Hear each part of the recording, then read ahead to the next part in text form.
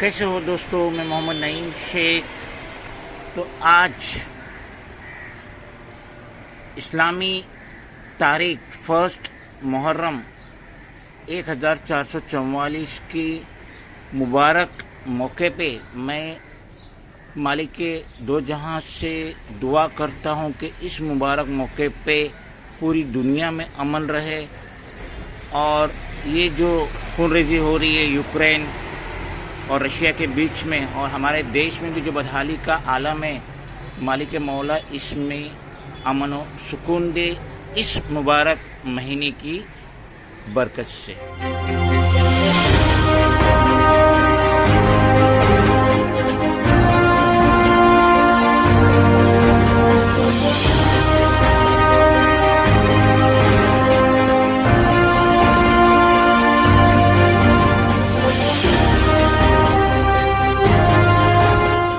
भगत सिंह कोश्यारी ये हमारे महाराष्ट्र स्टेट के गवर्नर है और हाल फिलहाल में काफ़ी उनकी तबीयत ख़राब भी थी।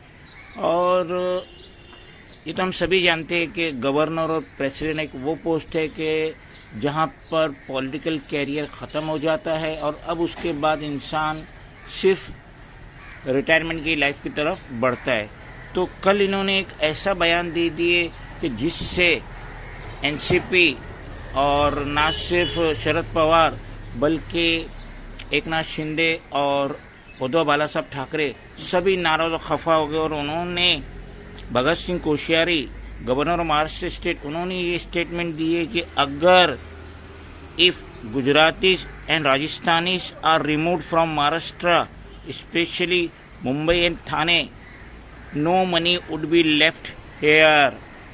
उन्होंने कहा कि अगर गुजराती और मारवाड़ी महाराष्ट्र से चले जाते स्पेशली थाने और मुंबई से तो कोई भी दौलत बाकी नहीं रहेंगी। इतना बेबुनियाद बयान एक स्टेट का गवर्नर दे सकता है, इसकी तो हम कतई तवक्को नहीं कर सकते।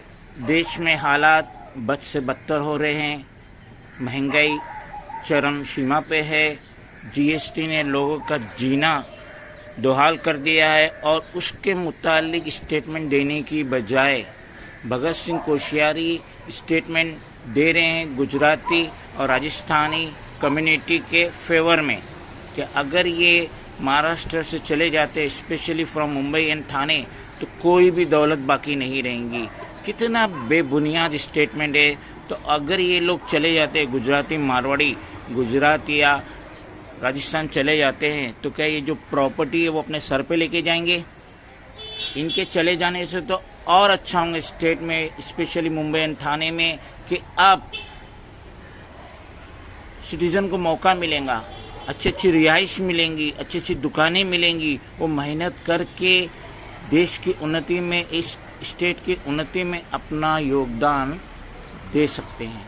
हम अभी तक भूले नहीं है कि 2019 का जब महाराष्ट्र स्टेट में असेंबली इलेक्शन हुआ था और रातों रात अजीत पवार को और देवेंद्र फडणवीस को मिला के without intimation to Sharad Pawar NCP chief उन्होंने महाराष्ट्र में हुकूमत बना दी थी, मगर वो 1-2 रोज से ज़्यादा चली नहीं और वो हुकूमत गिर गई। तो ऐसी क्या जल्दबाजी थी जो भगत सिंह कोश्यारी को रातों रात ये स्टेप लेना पड़ा?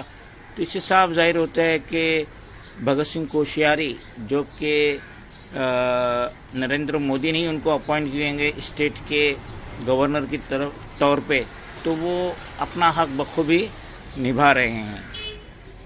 अब हम उम्मीद कर सकते हैं कि भगत सिंह कोश्यारी इस तरीके के बेबुनियाद स्टेटमेंट नहीं देंगे क्योंकि चारों तरफ से प्रोटेस्ट हो रहा है। तो ख़ास तौर से तो एनसीपी बहुत ही ज़्यादा इसमें शोरगुल कर रही है क्योंकि उन्होंने जो भगत सिंह कोश्यारी उन्होंने बहुत ही गलत स्टेटमेंट दिया और इस तरीके के स्टेटमेंट दे के उनको अपनी इमेज को ख़राब नहीं करना चाहिए। तो हम उम्मीद कर सकते हैं कि इन फ्यूचर में वो इस तरीके के बेबुनियाद स्टेटमेंट नहीं देंगे। Friends, if you think that this video is valuable, then please do like, share, comment, subscribe and please press the bell icon button. Thank you.